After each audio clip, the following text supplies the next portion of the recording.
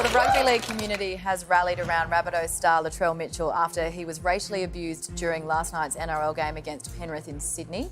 It's alleged it was a teenager who shouted abuse at Mitchell at halftime. Panthers players also reacted. The Rabbitohs coach has called for a lifetime ban. He's sick of it. Like, why wouldn't he be? Well, he should be able to come here as a star of our game and not be racially abused. As a club, we'll stand right behind Latrell, and it's just not on. As far as I'm concerned, we go as far as we can take it. It's not the first time Latrell's been racially abused, but there are fears this latest incident could see him leave the game for good. Police are investigating potential criminal charges. Let's be honest, these types of things hurt. Latrell is a human being, and comments like this affect us whether or not we want to admit that. But he knows that the game stands behind him. Former NRL player Joe Williams joins us now. Joe, I wish it was under different circumstances, but what did you make of this last night? We're here again.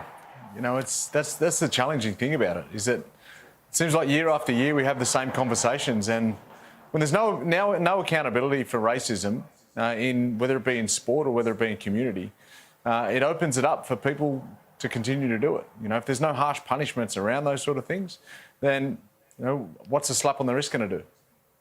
Joe, the Roosters coach Trent Robinson also apologised to Latrell, but he also had this to say about racism in Australian sport. Some people are, casual racists, and some people are overt. People don't like, strong Indigenous voices like Latrell. They'd rather he stay sort of quiet in his box. Is he right? You're spot on. You know, we only got to have a look at the history of what's been happening with when people of colour tend to speak out about, particularly about issues around race. You look at Adam Goodes, you look at Eddie Betts, you look at countless times that we've had these similar conversations. As soon as a person of colour starts to step up and say that this isn't right, then we're banished back into the corner. Stan Grant said a wonderful speech about it years ago now, yet we're having the same conversations year after year around views of superiority when it comes to race. You played yourself. It feels like this doesn't surprise you that it's still happening, but when you reflect on your time in the game, has anything changed in that time? And what has worked, if anything has changed? I think it's important to say the things that have changed is that it's not just players calling it out now. You know, you've got someone like an NRL coach in Jason Demetriou who stood there and said, you know what, we're going to back Latrell to the tilt with this. I tell you now, that gives every young Aboriginal boy who wants to go down and play in an NRL club will say, I want to play with the Rabbitohs because I know that coach has my back when it comes to racism.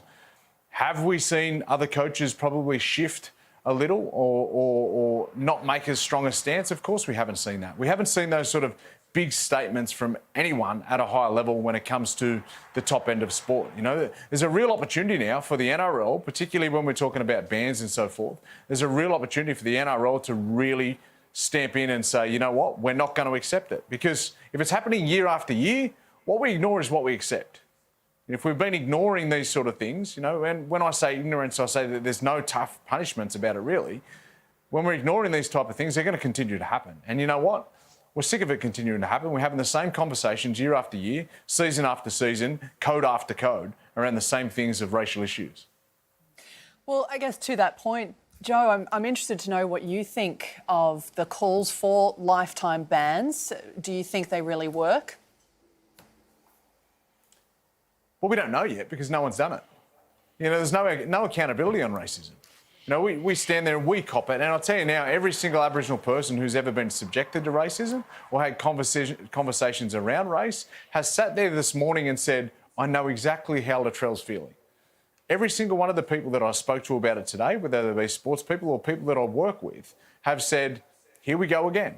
You know, the challenge with it is that when there aren't tough measures around bans and things like that, is that it's going to continue to happen. And we can't be surprised if it continues to happen, because what we need to do is start to stamp it out. We can't continue to say that we need to stamp it out and it's not on and it's not part of our culture and it's not who we are as a country. It's everything who we are as this country, because this country is grounded in racism. And if you don't believe that, you just start to talk to some people of colour and they'll tell you exactly what you need to hear. Joe, it's been really good talking to you tonight. We appreciate it as always. Thank you.